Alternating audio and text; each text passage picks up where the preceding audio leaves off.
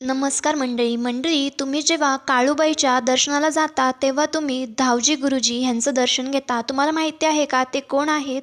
धावजी गुरुजी हे देवीचे शिपाई म्हणून ओळखले जातात. त्यांचा जन्म सातारा जिल्ह्यातील सुरूर ह्या गावात झाला.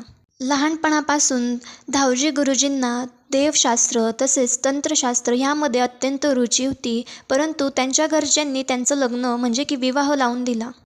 परंतु त्यांच्या साधनेत विवाहानंतरही काही बदल झाला नाही आणि पुढे त्यांनी त्यांचे घर सोडले आणि बंगालमध्ये जाऊन माता काली हिची साधना सुरू केली.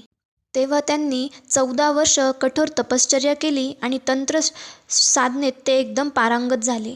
परंतु गावातील लोक त्यांची निंदा करू लागले. तेव्हा त्यांनी एका दिवशी आपल्या तंत्र साधनेने हवेत 6 बैल उडवले. तेव्हापासून लोक त्यांना मानू लागले व त्यांच्याकडून तंत्रक्रिया शिकू लागले. आणि त्यानंतर एके दिवशी माता काली त्यांच्या स्वप्नात आली व त्यांना माता काळूबाई हिची साधना व सेवा करायची आज्ञा दिली.